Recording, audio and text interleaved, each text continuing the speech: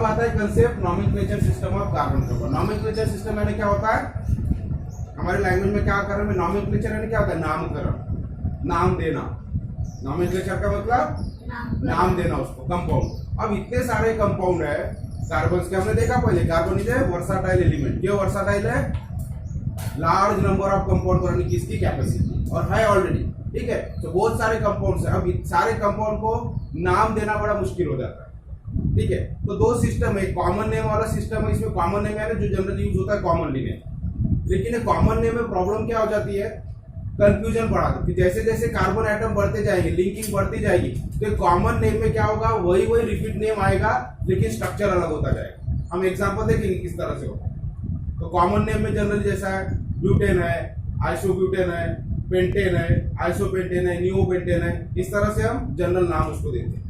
लेकिन जैसे जैसे स्ट्रक्चर बढ़ते जाता है, मतलब कार्बन एटम बढ़ते जाते हैं, ज्यादा और मोर कंपाउंड्स हम कार्बन एटम की तरफ जाते हैं, तो ये जो कॉमन नेम वाला सिस्टम है ये अब उतना इफेक्टिव नहीं होता, क्योंकि अलग अलग स्ट्रक्चर के लिए एक ही नाम आ जाता है, एक ही कॉमन नेम आ जाता है। अब कंफ्यूजन हो जाता है कि मैंने मान लो आइसोब्यूटेन लिखा या आइसोपेंटेन लिखा, ठीक है, तो कौन से पर्टिकुलर जगह पे किस तरह से लिंकिंग हो रहा है, आइसो और देखेंगे हम क्या क्या होता है उसमें, ठीक है। तो जनरल वे में बता रहा हूँ कि जो कॉमन नेम का सिस्टम है तो कुछ हद तक अप्लीकेबल है, लेकिन जो लार्ज नंबर ऑफ कंपाउंड्स है तो हर एक कंपाउंड को एक स्पेसिफिक नेम अगर हमें देना है तो एक कॉमन नेम वहां काम नहीं करता। तो इसके लिए एक अलग सिस्टम निकाला गया। साइंटिस्ट लोगों ने क्या किया, एक अलग सिस्टम उसको सामने रखा, ताकि जितने भी नंबर ऑफ कंपाउंड्स है कार्बन के कंपाउंड, उसको हर कंपाउंड पे पर्टिकुलर नाम दिया जाए। आगे ध्यान में, कॉमन नेम से क्या कंफ्यूजन हो रहा है कि लार्ज नंबर ऑफ कंपाउंड है, जैसे जैसे कार्बन एटम बढ़ते जाएंगे, नया नया कंपाउंड बढ़ते जाएगा, स्ट्रक्चर उसका अलग होते जाएगा, फिर भी नाम कॉमन ही रह जाएगा, ठीक है। तो हम कंफ्यूज हो जाएंगे अगर मैंने एक कंपाउंड का नाम लिया आइसोपेंटेन, अब आइसोपेंटेन मैंने लिखा लेकिन उसके स्ट्रक्चर अलग अलग हो सकते हैं, फिर कौन सा है, मैं आइसोपेंटेन बोल रहा हूं तो कौन सा स्ट्रक्चर वाला मुझे चाहिए, इसमें कंफ्यूजन हो सकता है, ठीक है।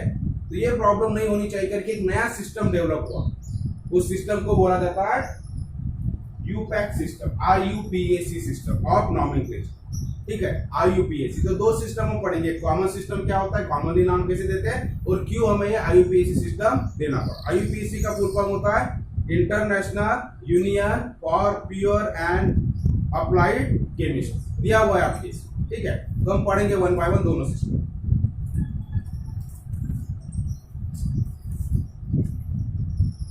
अब देखो, we have seen that today millions of carbon compounds are known. Initially, when the number of known carbon compounds was small, scientists named them in a variety of ways. तो जब small number थे compounds के, carbon के compound के, तो अलग अलग तरीके से साइंटिस्ट लोगों ने उनका नाम दिया होते उसको, ठीक है।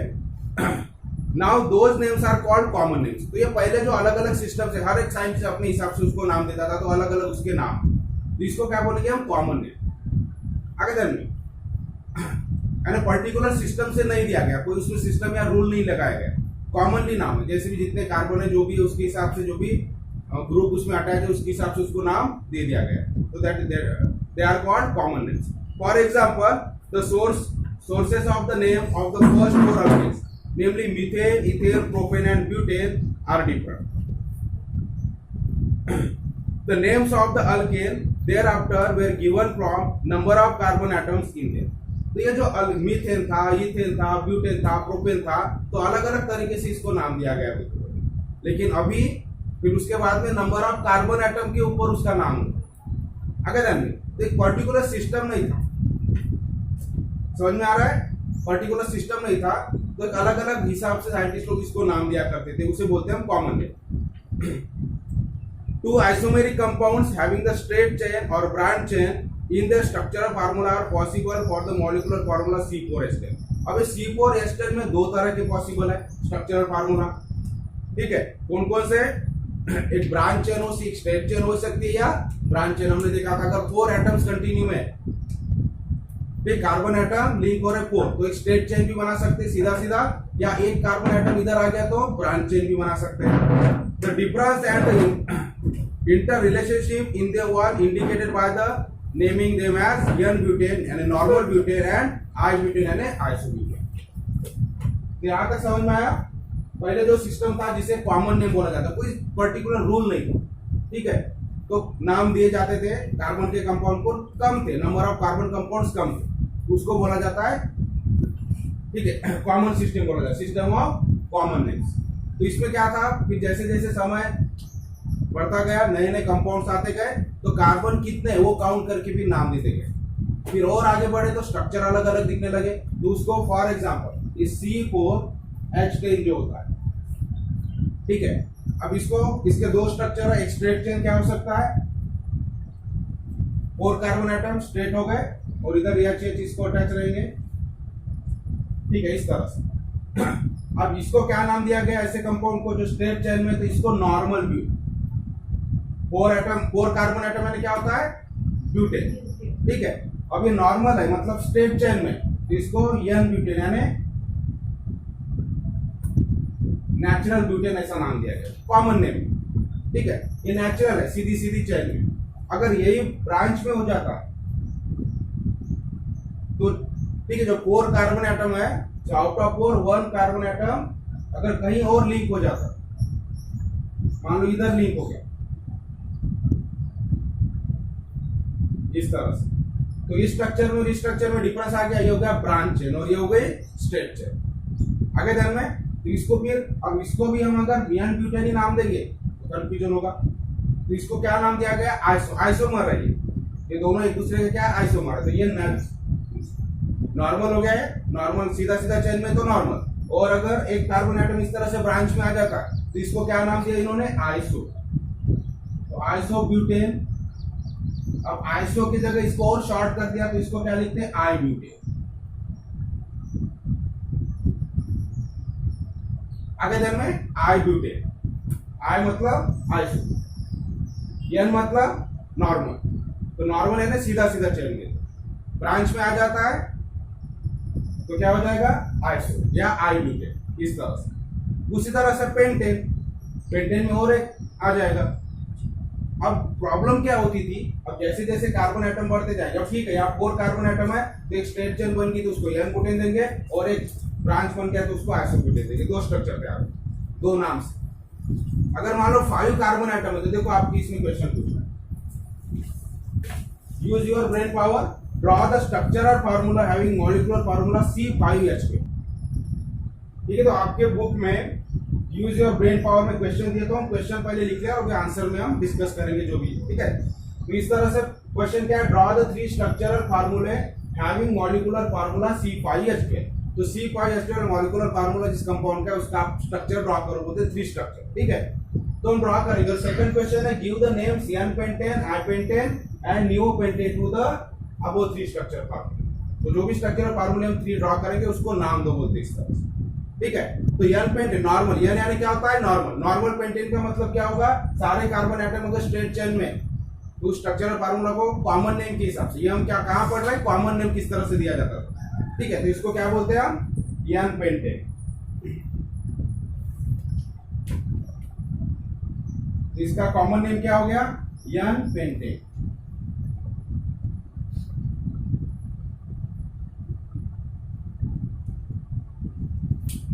अभी सेकंड स्ट्रक्चर क्या हो सकता है, इस तरह से। अब एक कार्बन मान लो इधर, एक कार्बन अगर ब्रांच में आ गया कहीं भी, तो इस तरह से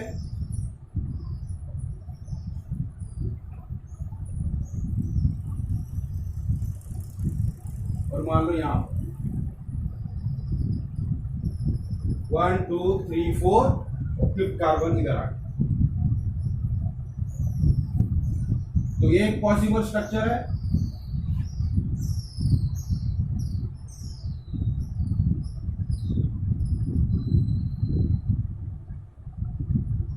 ठीक है। अब डिफरेंस क्या है इसमें, इसमें स्ट्रेट चेन और इसमें ब्रांच चेन होगी कार्बन एटम। इसका नाम क्या हो जाएगा, इसे क्या बोलेंगे हम, आइसोपेंटेन, ठीक है, आई पेंटेन शॉर्ट। समझ में आ रहा है। तो आई पेंटेन किसको बोला जाता है, आइसोपेंटेन किसे बोला जाता था, जब भी इस तरह से ब्रांच में। अब ब्रांच कहीं भी हो सकती है तो उसके हिसाब से नंबरिंग देखी भी करते थे। अगर 1 पोजीशन पे ब्रांच है तो ये ब्रांच, ये कार्बन एटम यहाँ भी लिंक हो सकता है, यहाँ भी हो सकता है, यहाँ भी हो सकता है, यहाँ भी हो सकता है, कहीं भी हो सकता है, लेकिन उसका नाम क्या होगा? आइपेंटेन ही होगा, आइसोपेंटेन ही होगा। समझ में आ गया? सिर्फ पोजीशन के हिसाब से। और एक स्ट्रक्चर क्या हो सकता है?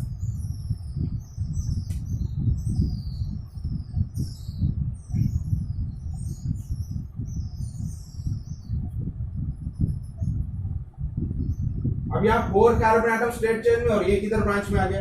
अब और पॉसिबिलिटी क्या है कि 3 स्टेट चेन में होंगे, एक इधर नीचे आ गया और एक ऊपर आ गया।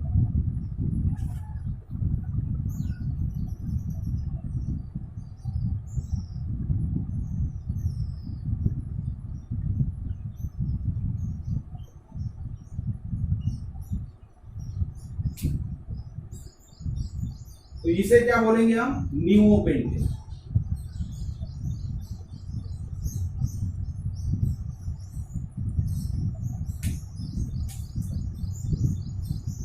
तो समझ में आ रहा है? उससे एक दोनों क्वेश्चन का आंसर हो गया।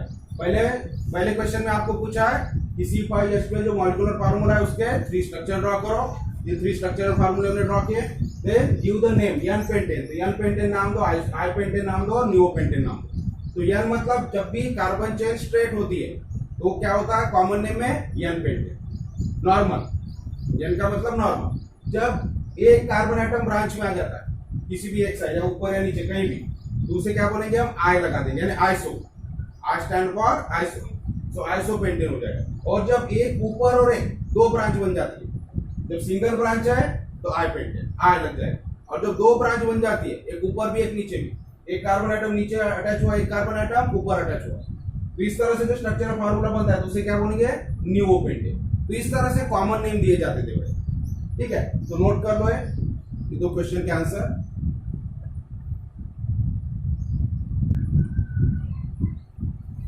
अब देखो यहां भी एक चीज समझ लेते हैं हम।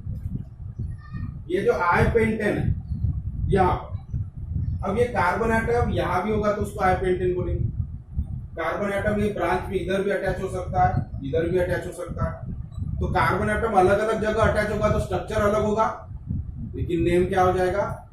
एक ही हो जाएगा। तो प्रॉब्लम आएगी अगर मैं आई पेंटेन बोलता हूं। मैंने आपको बोला draw the structure of I pentane, तो सर आप बोलोगे सर वो फिर कार्बन को कहाँ अटैच करना है? पहले पोजीशन पे करना है, सेकंड पे करना है, थर्ड पे करना है या फोर्थ पे करना है? तो प्रॉब्लम हो जाएगी। ठीक है, उसी तरह से और अगर कार्बन एटम बढ़ते और थर्ड क्वेश्चन उसी के ऊपर दिया। देखो थर्ड क्वेश्चन क्या है? Draw all the possible structural फार्मूले हैविंग मॉलिक्यूलर फार्मूला C6H14। अगर हम और कार्बन एटम बढ़ा देते C6H14 वाला, तो क्या होगा? देखो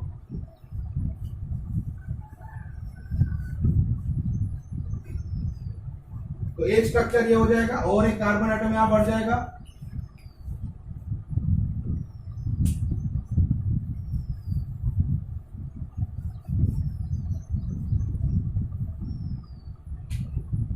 ठीक है, थर्ड क्वेश्चन का हम बोले जो आपको पूछा कि अगर 6 कार्बन C6H14 अगर मॉलिक्यूल है हमारा, तो उसके और पॉसिबल स्ट्रक्चर और ड्रॉ कर बोलते हैं। एक पॉसिबल स्ट्रक्चर ये हो जाएगा, चलो इसको नाम दे देंगे। तो सारे कार्बन एटम स्ट्रेट चेन में, तो ये क्या हो जाएगा? n hexane. कितने कार्बन एटम है? 6, तो नाम क्या होगा? और सारे सिंगल बॉन्ड है तो हेक्सेन। ठीक है, फिर यहाँ पर 1 2 3 4 5 और ये 6। ठीक है, तो ये एक स्ट्रक्चर है यहां पर अटैच हुआ है, तो ये क्या हो जाएगा? आई हेक्सेन, मतलब आइसो हेक्सेन हो जाएगा।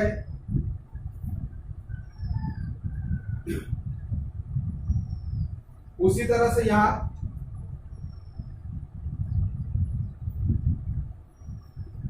अब बहुत सारे स्ट्रक्चर यहां पॉसिबल है। अब ये जो यहां अटैच हुआ कार्बन, इधर भी अटैच हो सकता है। ठीक है, या इधर भी अटैच हो सकता है।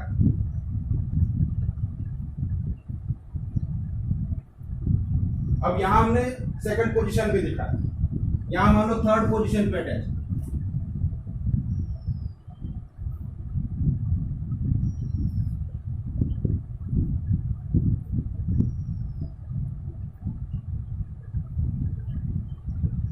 तो इसका भी नाम क्या होगा बताओ?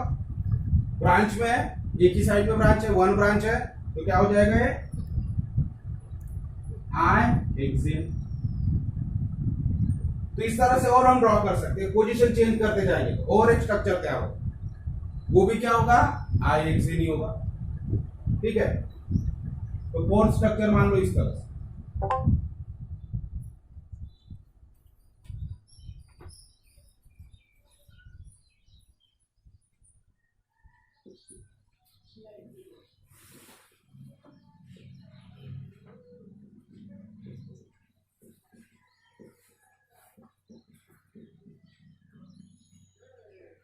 तो इसका भी नाम क्या हो जाएगा i-हेक्सेन होगा। सिर्फ पोजीशन चेंज हो रही कार्बन, लिंक जो रहा। और एक स्ट्रक्चर हम बना सकते हैं यहां, तो पॉसिबल जितने स्ट्रक्चर है वो ड्रॉ कर बोलते हैं आपके, और कंपेयर करना उसमें क्या क्या डिफिकल्टी। क्वेश्चन क्या पूछा है, which difficulties were face by you while naming. तो जब नाम देना है तो कौन सी डिफिकल्टी आपको फेस करना पड़ेगा बोलते, सारे स्ट्रक्चर हम ड्रॉ कर लेंगे। ठीक है, और एक स्ट्रक्चर में ड्रॉ कर सकते हैं,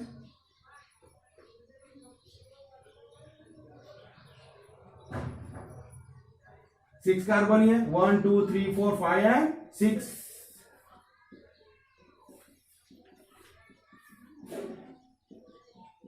तो कार्बन की प्रॉपर्टी है किधर भी कैसे भी लिंक करके कितने भी कंपाउंड बना सकता है। आगे दिन में तो है उतने एटम, कार्बन उतने ही है, लेकिन हाइड्रोजन भी उतनी है, लेकिन क्या कर रहा है, अलग अलग तरीके से लिंकिंग हो रही है। कभी स्ट्रेट होगा, कभी ब्रांच में होगा, कभी दोनों साइड में दो दो ब्रांच हो जाएगी। कौन से कार्बन के साथ अटैच हो रहा है इसके ऊपर भी स्ट्रक्चर डिफरेंट हो जाएगा उसका। ठीक है, तो लार्ज नंबर ऑफ कंपाउंड बनाता है, लेकिन अगर नाम देना है तो फिर कंफ्यूजन क्या होगा। तो हमारी डिफिकल्टी, क्वेश्चन में पूछा क्या डिफिकल्टी हो रही है, तो ठीक है स्ट्रेट चेन में तो ये n-हेक्सेन हमने इजीली दे दिया, लेकिन इसका क्या करें।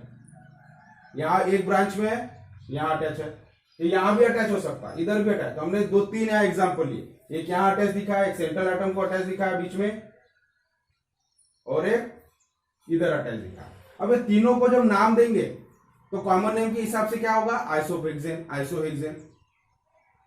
यहां इसको नाम क्या देंगे हम, न्यू। न्यू का मतलब जब दो ब्रांच बन जाती, एक ही कार्बन एटम के ऊपर और नीचे जब ब्रांच बनती थी उसे क्या बोलते हैं हम, न्यू, कॉमन नेम के हिसाब से। अब डिफिकल्टी क्या होगी, ये देखो 1 2 3 और भी एक दो स्ट्रक्चर हो सकती है, सबका नाम क्या आ रहा है, i-हेक्सेन, i-हेक्सेन। और मैंने क्रिश को अगर बोल दिया कि i-हेक्सेन का स्ट्रक्चरल फार्मूला ड्रॉ, तो उसको कंफ्यूज होगा, सर मैं कार्बन एटम कहां पर लगाऊं, कौन सा चाहिए, यहाँ फर्स्ट पे लगाओ, सेकंड पे लगाओ, थर्ड पे लगाओ, फोर्थ पे लगाओ, कहां लगाओ, हो जाएगा कंफ्यूजन, क्योंकि सबके लिए i-हेक्सेन ही हम लिख रहे हैं। तो ये जो डिफिकल्टीज थी, अब जैसे जैसे कार्बन के कंपाउंड बढ़ते गए, नंबर ऑफ कार्बन कंपाउंड बढ़ते गए, नंबर ऑफ कार्बन लिंकिंग उसमें बढ़ती जाएगी, तो नंबर ऑफ कंपाउंड बढ़ेंगे, तो पर्टिकुलर कंपाउंड को एक स्पेसिफिक नेम देना बड़ा डिफिकल्ट होता गया आगे दिन में। इसलिए एक नया सिस्टम आया, उस सिस्टम को बोला जाता है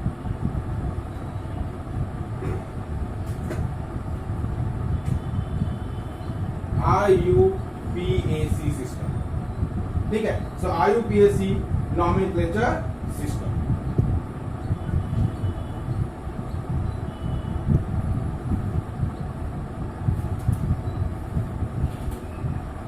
समझ में आ गया। जो पहले नंबर ऑफ कंपाउंड्स कार्बन के कम थे, तो साइंटिस्ट लोग डिफरेंट तरीके से उसका नाम देते थे, जिसको हमने कॉमन नेम बोला उसको। ठीक है, लेकिन एक कॉमन नेम आगे चलकर डिफिकल्टी, क्योंकि कंफ्यूजन क्रिएट करते थे, कॉमन नेम उतना इफेक्टिव नहीं रहा। तो हर एक कंपाउंड को पर्टिकुलर नाम देने के लिए एक नया सिस्टम डेवलप हुआ, एक सामने आया नया सिस्टम। ठीक है, उस सिस्टम को बोला जाता है IUPAC नॉमेनक्लेचर सिस्टम। IUPAC यानी क्या है, so international union for pure and applied chemistry. ये इंटरनेशनल यूनियन है for pure and applied chemistry. तो इन्होंने एक सिस्टम को सामने रखा कि स्ट्रक्चरल फार्मूला के जैसा स्ट्रक्चरल फार्मूला होगा, कि स्ट्रक्चरल फार्मूले के ऊपर से कुछ रूल लगा के इन्होंने नाम लिखना सजेशन दिया। तो उस सिस्टम को बोला जाता है IUPAC सिस्टम, यूपैक। आगे ध्यान में, तो ये यूपैक सिस्टम क्या है, तो स्ट्रक्चरल फार्मूला, जो भी कंपाउंड है कार्बन का कंपाउंड, उसका स्ट्रक्चर पहले ड्रॉ करेंगे, और स्ट्रक्चर ड्रॉ करने के बाद स्ट्रक्चरल फार्मूला में कुछ रूल लगा के, कुछ स्टेप होती है। ठीक है, तो 2-3 स्टेप हम पढ़ने वाले कि नॉमेनक्लेचर IUPAC सिस्टम से कैसे किया जाता है। तो वो स्टेप फॉलो करेंगे तो उससे वो नाम उसको दिया जाएगा कंपाउंड। और हर एक कंपाउंड, क्योंकि हर एक का स्ट्रक्चर अलग होगा, ठीक है, यहाँ पर सी किस पोजीशन पे अटैच है तो इसका नाम अलग हो जाएगा, यहाँ सी की पोजीशन अलग है तो इसका नाम अलग हो जाएगा, यहाँ सी की पोजीशन अलग है तो इसका नाम अलग हो जाएगा। जो यहाँ हमें डिफिकल्टी आती थी, एक ही नाम मिल रहा है, तो ये IUPAC सिस्टम से क्या हो गया, हर एक कंपाउंड को एक स्पेसिफिक नाम मिल गया। ठीक है, तो हम पढ़ेंगे क्या वो रूल्स है जिससे हम ये सिस्टम से हम नाम देते हैं। ठीक है, तो समझ में आ गया IUPAC सिस्टम क्या है। तो IUPAC सिस्टम यानी जो नंबर ऑफ कंपाउंड्स है, इतने सारे कार्बन के कंपाउंड, तो हर एक कंपाउंड को एक स्पेसिफिक नेम मिलना चाहिए, इसलिए हर कंपाउंड का स्ट्रक्चर के हिसाब से, स्ट्रक्चरल फार्मूले के ऊपर से उसको नाम दिया गया।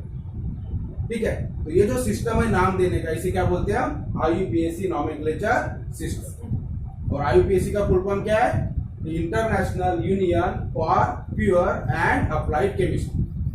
ठीक है, तो हम देखेंगे स्टेप बाय स्टेप कि नाम कैसे दिया जाता है।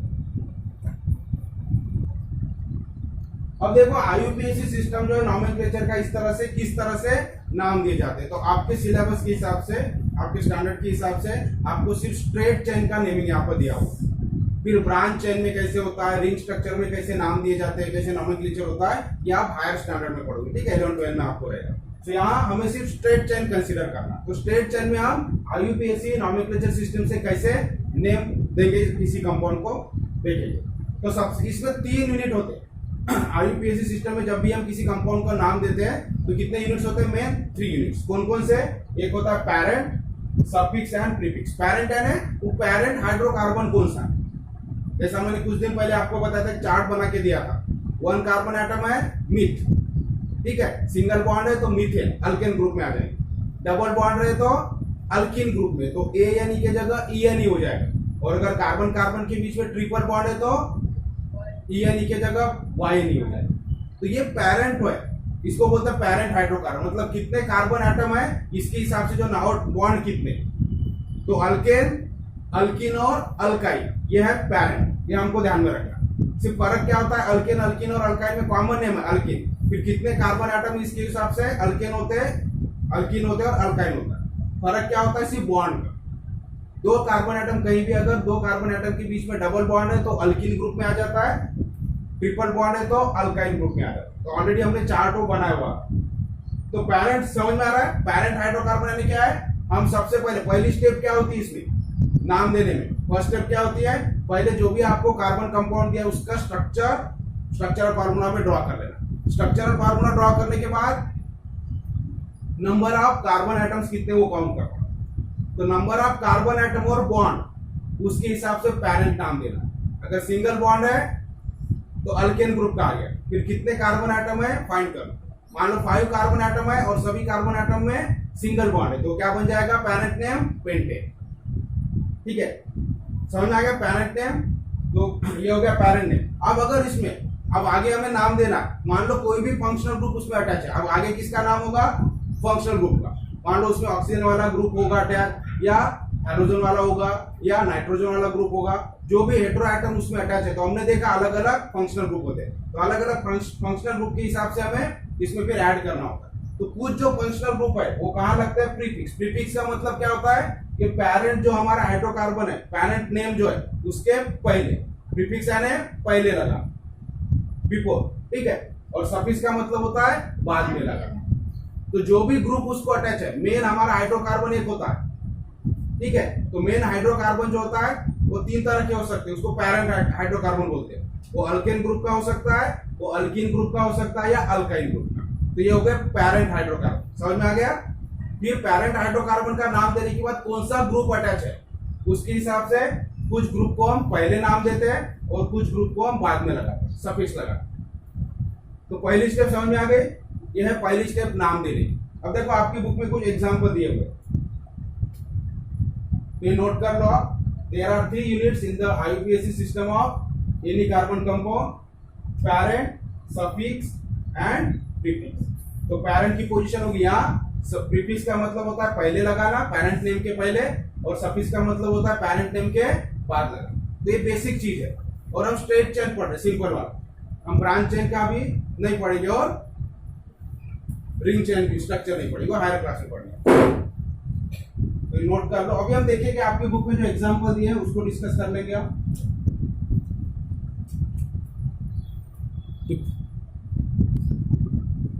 अब देखो जो बुक में एग्जांपल दिए, हम क्या पढ़ रहे हैं, पेरेंट नेम क्या होगा सबसे पहले। तो पहली स्टेप क्या होती है, पेरेंट नेम देना। जो भी आपको हाइड्रोकार्बन दिया है उसका स्ट्रक्चरल फार्मूला पहले लिख लेंगे और फिर पेरेंट नेम देंगे। तो पेरेंट नेम क्या हो सकता है, अल्केन ग्रुप का हो सकता है, वो अल्किन ग्रुप का हो सकता है या अल्काइन ग्रुप का। ये पेरेंट नेम है। अब कितने कार्बन है उसके हिसाब से हमें नाम देना। तो उस दिन मैं लिख के दिया था। अब यहाँ देखो पहला कितने कार्बन है, यहाँ CH3 CH3 CH3 carbon carbon कितने 3 और सब में क्या है सिंगल बॉन्ड है, मतलब कौन से ग्रुप में आएगा, अल्केन ग्रुप। अब 3 कार्बन एटम है और अल्केन ग्रुप का है तो नाम क्या हो जाएगा, प्रोपेन। ठीक है, 3 कार्बन प्रो, अल्केन ग्रुप का है तो AN ही लगेगा, तो क्या हो जाएगा ये प्रोपेन।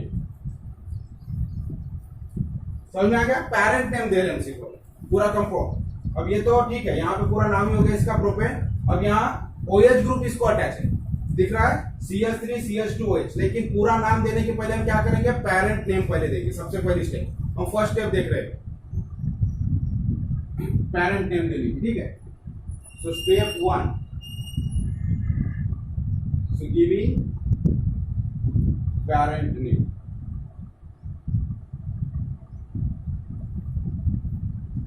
समझ में आ रहा है। अब सेकंड देखो एग्जांपल, तो CH3 CH2OH ग्रुप अटैच है, मतलब यहाँ का एक हाइड्रोजन रिप्लेस कर लिया OH ने। तो कार्बन कितने यहाँ पर 2, कार्बन कार्बन के बीच में क्या है, सिंगल बॉन्ड है और 2 कार्बन एटम।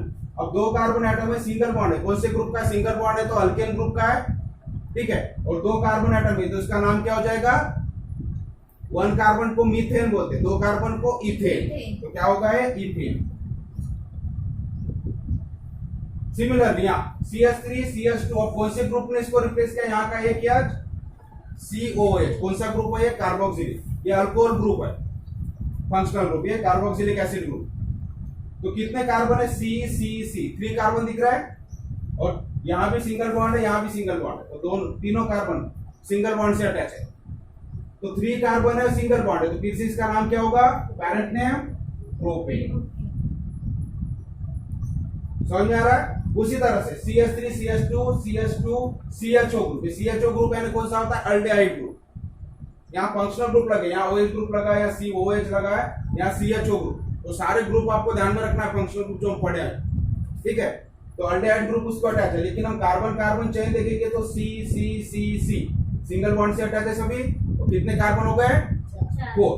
तो हमें यही करना है, ये हमारा स्ट्रक्चरल फार्मूला लिख लेना है और स्ट्रक्चरल फार्मूले में कितने कार्बन एटम है वो काउंट करना है और बॉन्ड कैसे कार्बन एटम उसके हिसाब से पेरेंट नेम देना है। तो पेरेंट नेम क्या होता है हमेशा ध्यान में रखना, अल्केन अल्कीन या तो अल्काइन। बॉन्ड के ऊपर सब सिंगल बॉन्ड है तो ये अल्केन फैमिली में आ गए। फिर यहाँ देखो 4 है, तो 4 को क्या बोलते हैं, 4 कार्बन एटम रहे तो ब्यूटेन, सिंगल बॉन्ड है तो क्या हो जाएगा ब्यूटेन।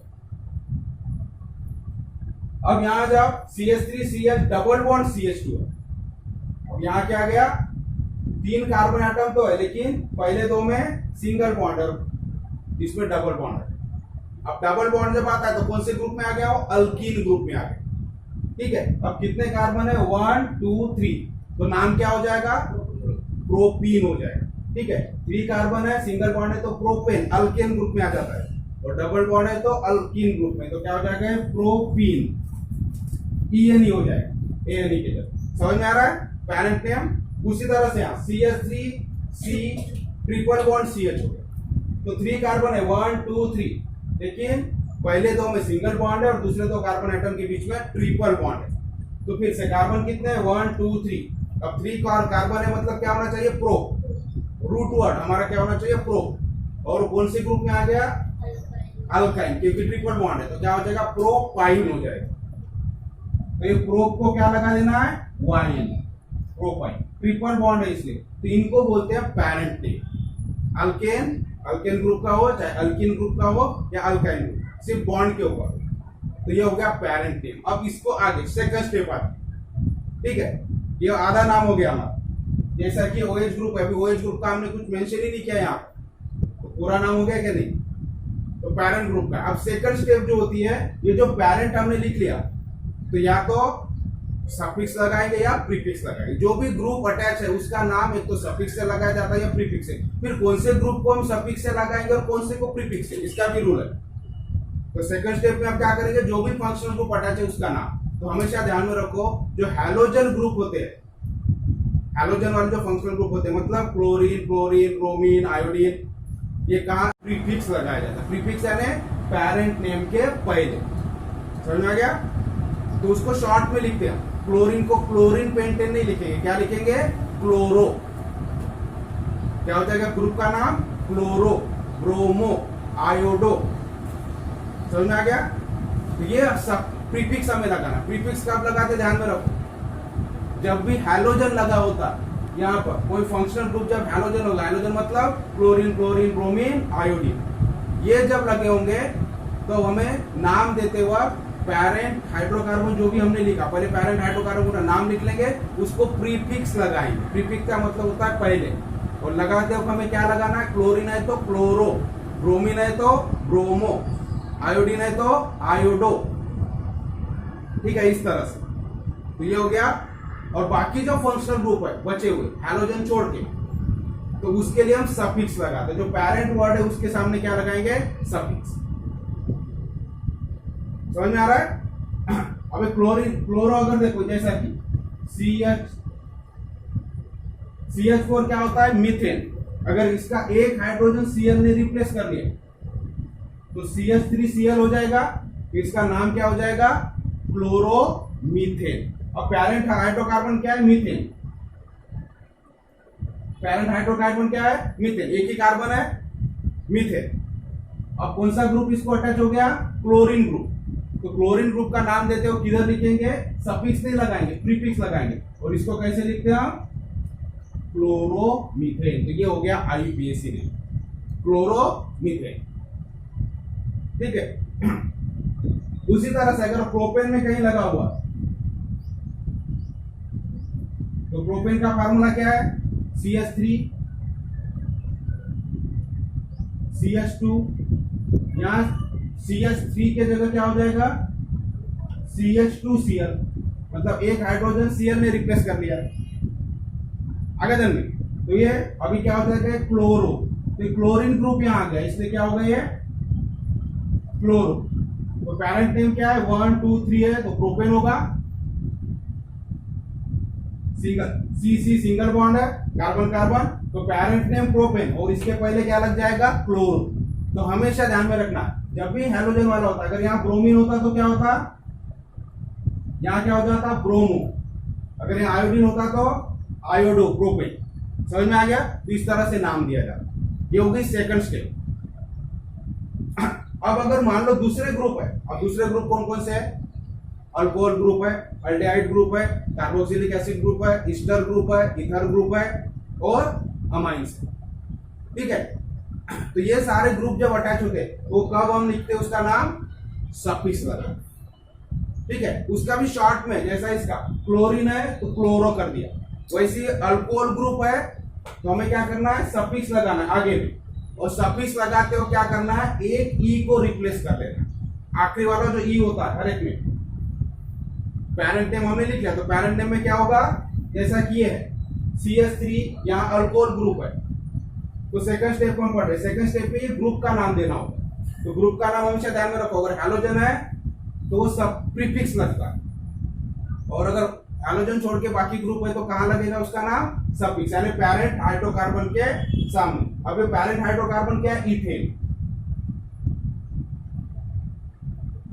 तो जब ये ग्रुप है तो हर एक ग्रुप का एक शॉर्ट में नाम है। जब OH अल्कोहलिक ग्रुप होता है तो हम शॉर्ट में क्या लगाते, पूरा अल्कोहल नहीं लगाते, क्या लगाते, सिर्फ OL। अल्कोहल का क्या लगाएंगे, सिर्फ OL। तो कहां लगाएंगे, ये जो लास्ट का ई होता है हमारे पेरेंट हाइड्रोकार्बन, जो पेरेंट नेम हमने दिया है उसका जो लास्ट का ई होता है, इसको किससे रिप्लेस करेंगे हम, OL से। तो इथेनॉल, क्या हो गया नाम, इथेनॉल। तो इसका नाम क्या हो जाएगा, इथेनॉल। समझ में आ गया? उसी तरह से अगर अल्डिहाइड ग्रुप है, अल्डिहाइड ग्रुप मतलब CHO ग्रुप, तो CHO ग्रुप का शॉर्ट में क्या होता है,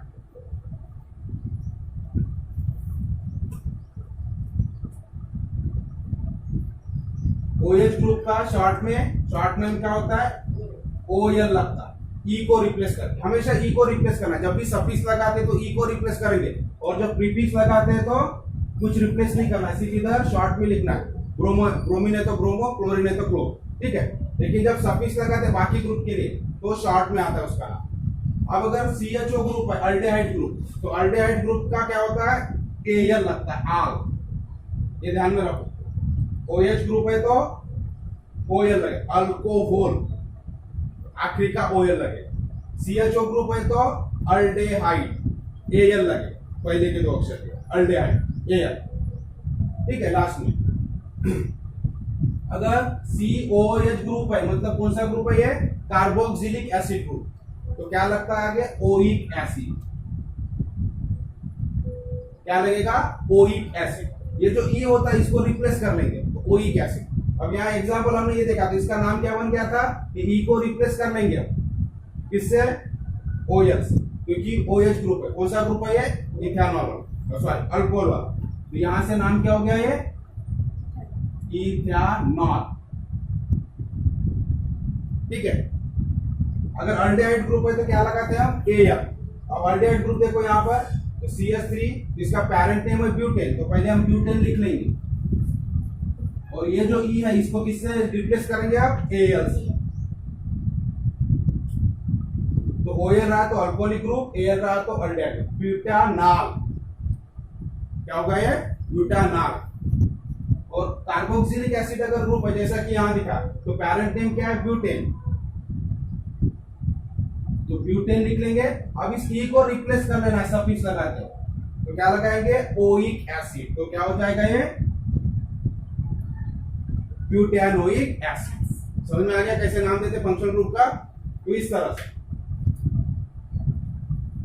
यहाँ फंक्शनल ग्रुप अटैच है सारे, तो इथेनॉल, ब्यूटेनॉल हो गया ये। अल्डेहाइड ग्रुप है तो कार्बोक्सिलिक एसिड ग्रुप है तो ओइक एसिड हम लगा।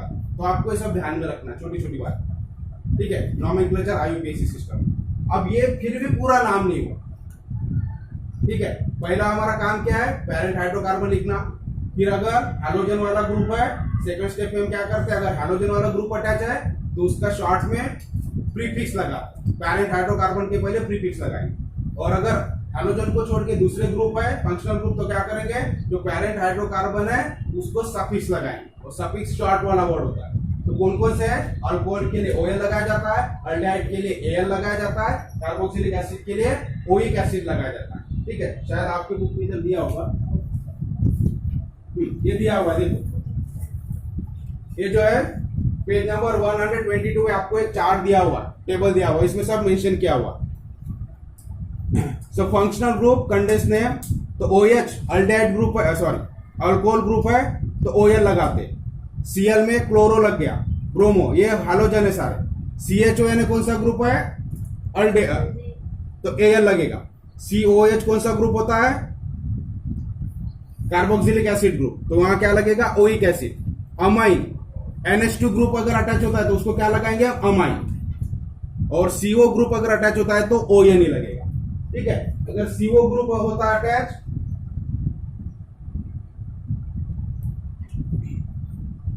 तो CO ग्रुप यानी कौन सा है वो?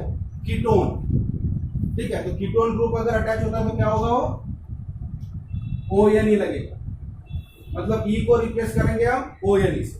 और अगर अमाइन NH2 ग्रुप अटैच होता है तो इसको क्या लगाएंगे हम? अमाइन, मतलब E को रिप्लेस करेंगे अमाइन से।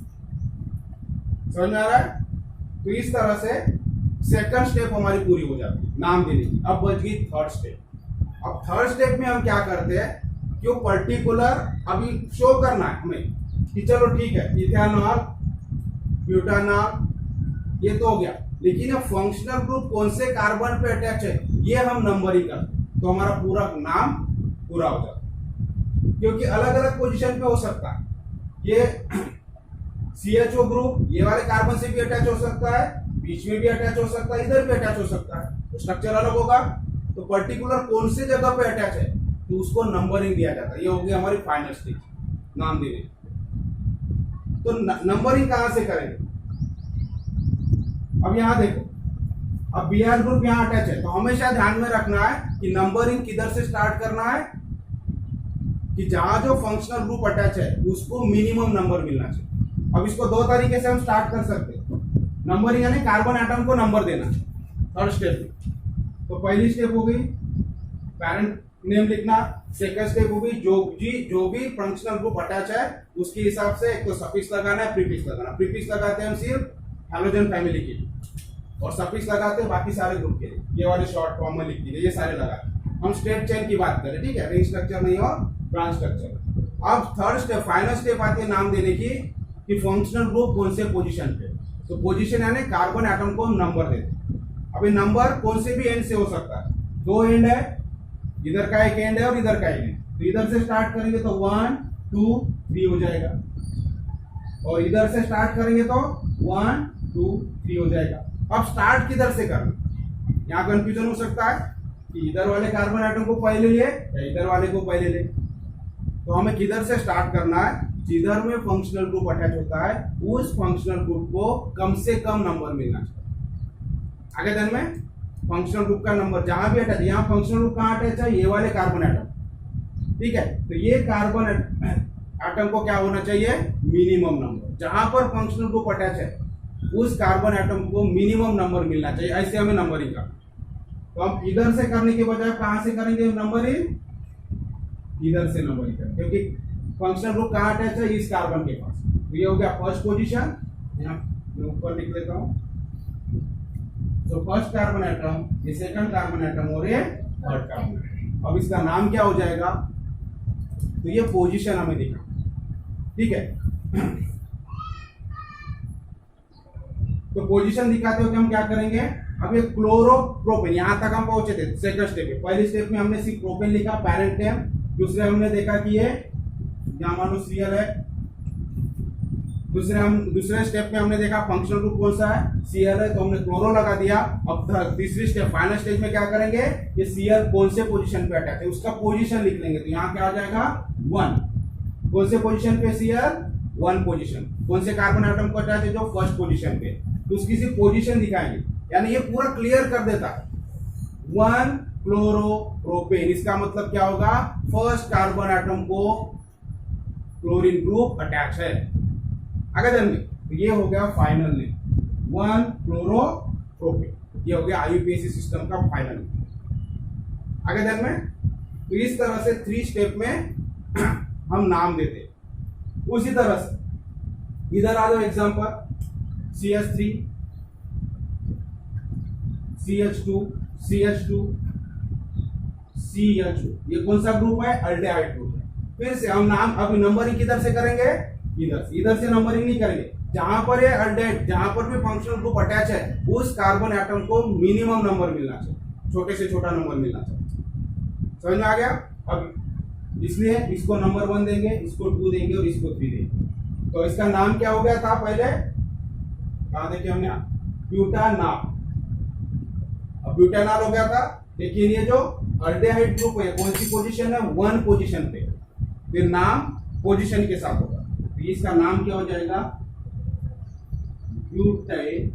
तो ई यहां से रिप्लेस होगा 1R, ठीक है। बीच में हमें ये जो Al लगाया था हमने, Al क्या रिप्रेजेंट करता है, अल्डेहाइड ग्रुप, ठीक है। लेकिन अल्डेहाइड ग्रुप कौन से पोजीशन पे, ये भी हम मेंशन कर देता, उसका नाम पूरा हो जाता।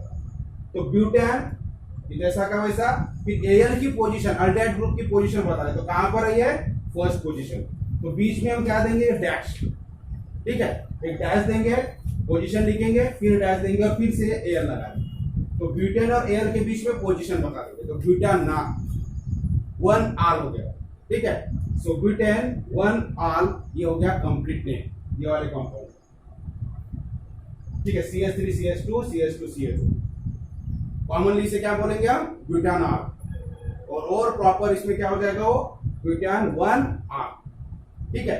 तो ये हो गया फाइनल नेम। उसी तरह से अगर हम इसका एग्जांपल देखेंगे तो CH3 CH2 COOH, ठीक है। अब ये COOH फंक्शनल ग्रुप है, ये कहां अटैच है, ये कार्बन को, तो इधर से हम नंबरिंग करेंगे। तो 1 2। फिर से इसकी पोजीशन क्या होगी, फर्स्ट पोजीशन पे हमारा नाम क्या हुआ था अभी तक के, ब्यूटानोइक एसिड, तो ये नाम अभी क्या हो जाएगा, सो ब्यूटेन। ठीक है, यहां तक वही रहेगा और पोजीशन आगे में पोजीशन आ जाएगी, तो 1 ओइक एसिड, सो ब्यूटेन 1 ओइक एसिड। समझ में आ रहा है? तो इस तरह से आईयूपीएसी सिस्टम में नाम दिया जाता है। तो देखो आपको ये टेबल दिया हुआ है, सेकंड टेबल, हम इस टेबल की बात करेंगे, सेकंड टेबल। तो यहां देखो स्ट्रक्चरल फार्मूला आपको दिया है और यहाँ ओएच ग्रुप अटैच है, तो पेरेंट नेम, अब यहाँ 2 कार्बन एटम है, पेरेंट नेम क्या होगा, इथेन, और फंक्शनल ग्रुप OH है, तो क्या हो जाएगा, वो OL उसको लगेगा, तो क्या हो जाएगा, E रिप्लेस हो जाएगा और इथेनॉल बन जाएगा। सेकंड एग्जांपल देखो, CH3 CH2 Cl, तो Cl लगा है तो क्लोरो, तो क्या हो जाएगा, प्रीफिक्स। अब कहां सफिक्स लग रहा है और कहां प्रीफिक्स लग रहा है ये दे रहा। अब ऊपर में देखो पेरेंट और सफिक्स लग रहा, तो इथेनॉल हो गया, क्योंकि यहां सफिक्स लगता है। सिर्फ हैलोजन छोड़ दे तो बाकी सारे ग्रुप को हम सफिक्स लगाते, और ये क्लोरीन क्या है, हैलोजन है, तो ये इधर आएगा प्रीफिक्स। ठीक है, प्रीफिक्स और पेरेंट में। सेकंड वैसे ब्रोमीन इधर है, तो समझ में आ रहा है इस चार्ट से, COH ग्रुप है तो ओइक एसिड करेंगे, CH3 NH2 है, अमाइन ग्रुप है, तो मीथेन और E रिप्लेस हो जाएगा अमाइन से, तो क्या हो जाएगा, वो मिथेनामाइन। ठीक है, मिथेनामाइन अमाइन हो जाएगा। सेवंथ वाला देखो CH3, यहाँ कीटोन ग्रुप लग गया तो ON ही लगेगा, तो ये 1 2 3 कार्बन एटम 3 है, तो पेरेंट नेम हो गया प्रोपेन। अब E हटा दो और 1 लगा दो उसको, ON, तो प्रोपैनोन हो जाएगा। क्या हो जाएगा, प्रोपैनोन। तो ये हो गया सेकंड स्टेप हमारी। अभी नंबरिंग कैसे देते हैं उसके लिए ये वाला चार्ट आपके पास बना हुआ। ठीक है, तो इसको हम डिस्कस कर लेंगे बोर्ड के ऊपर।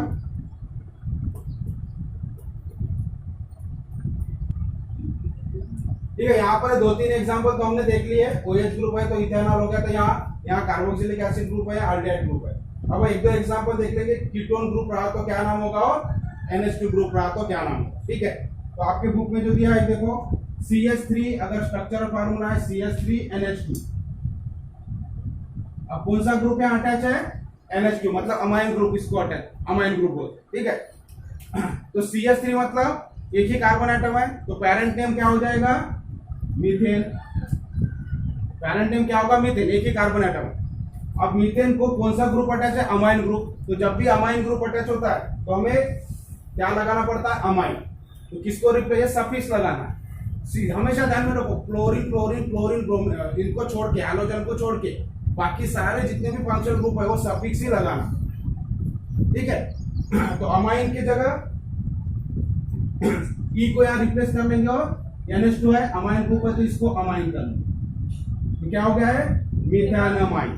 तो नाम क्या हो गया इसका, मिथेनामाइन। उसी तरह से एक एग्जांपल ले लेते हैं हम कीटोन ग्रुप। अगर कीटोन ग्रुप है तो CH3 CO CS। ठीक है, तो CO ग्रुप यानी क्या होता है, कीटोन ग्रुप, ये हमेशा बीच में होता है, इधर एक कार्बन रहेगा, इधर एक कार्बन रहेगा, इस तरह से अटैच होता है। तो अगर कीटोन ग्रुप है तो हमें क्या करना है, सफिक्स लगाना है। सफिक्स लगाते ही E को रिप्लेस करना है हमेशा, लास्ट वाला ही। तो पैरेंट वर्ड क्या होगा, रूट, पैरेंट कार्बन का हाइड्रोकार्बन क्या होगा, 1 2 3 कार्बन एटम्स है, तो क्या होगा, प्रोपेन। ठीक है, 1 2 3 कार्बन है तो प्रोपेन होगा। अब ये E को हम रिप्लेस कर देंगे और सफिक्स क्या लगाएंगे, ONE, क्योंकि कीटोन ग्रुप है, यहां लगाएंगे हम ONE, तो क्या हो गया, प्रोपैनो। आगे ध्यान में, तो इस तरह से हम फंक्शनल ग्रुप रहे तो सफिक्स लगाते हैं और प्रीफिक्स लगाते हैं हैलोजेंस के। अब नंबरिंग के लिए कुछ एग्जांपल देखेंगे, किस तरह से हमें नंबरिंग करनी होती है, किधर से स्टार्ट करेंगे। अब देखो नंबरिंग जो आपको बताया, तो हमेशा नंबरिंग देते हो, थर्ड स्टेप होती है। पहली स्टेप में पेरेंट हाइड्रोकार्बन का नाम लिखेंगे, पेरेंट नेम। दूसरे स्टेप में हम फंक्शनल ग्रुप, एक तो सफिक्स या प्रीफिक्स लगा के करते हैं, और थर्ड स्टेप होती है कि फंक्शनल ग्रुप कौन से नंबर पे। अभी नंबरिंग कैसे देते हैं हम, तो अब देखो एग्जांपल दिया, अभी CH3 CH, अब यहाँ फंक्शनल ग्रुप कौन से पोजीशन पे है, यहाँ हमें दिख रहा है।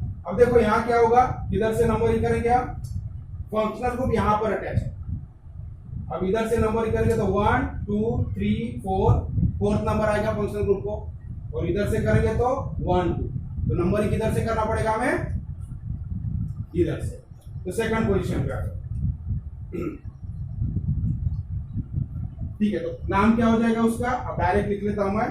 तो इधर से हम पोजीशन ये करेंगे तो 1 2 3 4 5, तो सेकंड पोजीशन हो जाएगी। सबसे पहले हम पेरेंट नेम लिख लेंगे। पेरेंट नेम क्या है, 1 2 3 4 5, 5 कार्बन है, सभी में सिंगल बॉन्ड है कार्बन कार्बन में, तो क्या लिखेंगे हम, पेंटेन। ठीक है, कौन सा ग्रुप लगा, ये CO ग्रुप अटैच हुआ है। CO ग्रुप है ना, कीटोन ग्रुप होता है, तो कीटोन ग्रुप के लिए हम क्या करते हैं, ON ही लगाते हैं। तो ON ही लगाना है, लेकिन ON ही लगाने के पहले हम क्या देखेंगे, पोजीशन देखेंगे उसकी। तो पोजीशन क्या है, 2 पे, तो क्या करेंगे हम, -2ONE, तो ये हो गया प्रोपेन 2ON। ठीक है, पूरा नाम हो गया उसका। तो समझ में आ गया, this is called IUPAC nomenclature system. ठीक है, एक बार रिवाइज करता हूँ। 3 स्टेप होती है। पहली स्टेप में हमें पेरेंट नेम लिखना होता है, अल्केन है, अल्कीन है या अल्काइन। ठीक है, पेरेंट नेम लिख लो, फिर फंक्शनल ग्रुप का नाम हम लिखना है। तो फंक्शनल ग्रुप का नाम अगर हैलोजन है तो प्रीफिक्स लगाना। ठीक है, तो 3 यूनिट्स होते हैं नाम में, एक पेरेंट नेम होता है, ये पेरेंट नेम हो गया, और ये हो गया सफिक्स।